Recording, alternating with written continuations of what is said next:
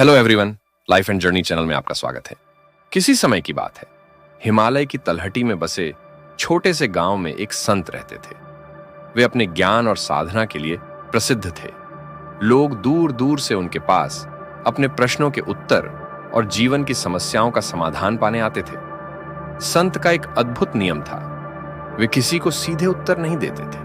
वे कहते, उत्तर तुम्हारे भीतर है, बस उसे ढूंढने का साहस चाहिए। गांव के ही एक युवक अनिरुद्ध को यह बात समझ नहीं आती थी। वह सोचता था, अगर उत्तर हमारे भीतर होते तो हम संत के पास क्यों आते? क्या परमात्मा ने पहले से सब कुछ तय नहीं किया है? अगर सब पहले से तय है तो हमारी कोशिशों का क्या मतलब? एक दिन अनिरुद्ध संत के पास गया और बोला, गुरुजी, क्या परमात्मा ने हमारे भाग्य को पहले ही लिख दिया है? संत मुस्कुराए और बोले, इस प्रश्न का उत्तर मैं तुम्हें एक कहानी के माध्यम से दूंगा। बहुत समय पहले एक समृद्ध राज्य था, जिसका राजा अपनी प्रजा के सुख दुख का ध्यान रखने में सबसे आगे था। लेकिन राजा का एक विश्वास अडिग था, हर व्यक्ति का भाग्य पहले से तय है। वह मानता था कि चाहे कोई कितनी भी कोशिश कर ले, उसे वही मिलेगा जो उसके भाग्य में लिखा है। एक दिन राजा अपने मंत्री के साथ जंगल में शिकार पर निकला। रास्ते में उन्होंने एक कुम्हार को देखा, जो अपनी मिट्टी के बर्तनों को बहुत ध्यान और मेहनत से बना रहा था।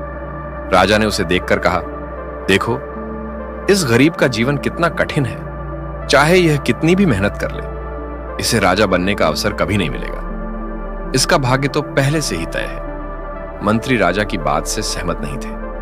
उन्होंने कहा, महाराज, यदि यह कुम्हार अपने जीवन को बदलना चाहे तो उसे कोई नहीं रोक सकता। राजा ने हंसते हुए कहा, यह असंभव है। इसका भाग्य परमात्मा ने पहले ही लिख दिया है।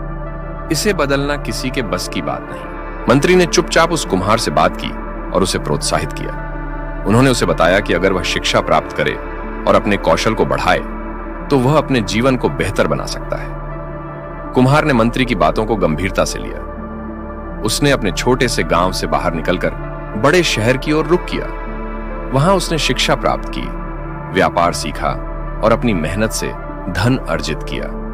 कुछ वर्षों बाद वही कुम्हार अपने ज्ञान और व्यापार कौशल के कारण राजा के दरबार का एक प्रमुख सलाहकार बन गया। राजा ने यह देखकर हैरानी जताई। उन्होंने मंत्री से पूछा, क्या यह वही कुम्हार है जिसे मैंने जंगल में देखा था?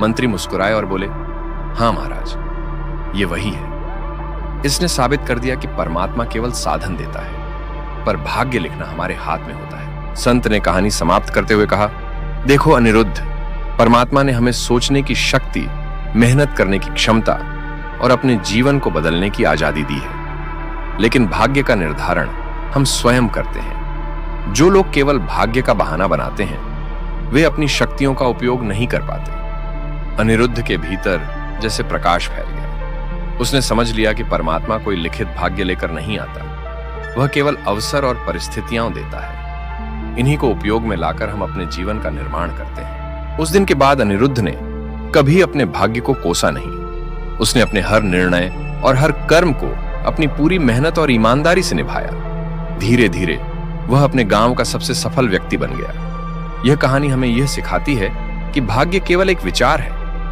कर्म, मेहनत और साहस से हम उसे बदल सकते हैं। परमात्मा हमें साधन और अवसर देता है, लेकिन उसका उपयोग करना और अपने जीवन की दिशा तय करना हमारा कार्य है। दोस्तों, अगर आपको हमारी वीडियो अच्छी लगी हो तो वीडियो को लाइक, शेयर और चैनल को सब्सक्राइब कर दें और साथ में बेल आइकन दबाएं, ताकि ऐसी ही वीडियो की नोटिफिकेशन आपको मिलती रहे। धन्यवाद।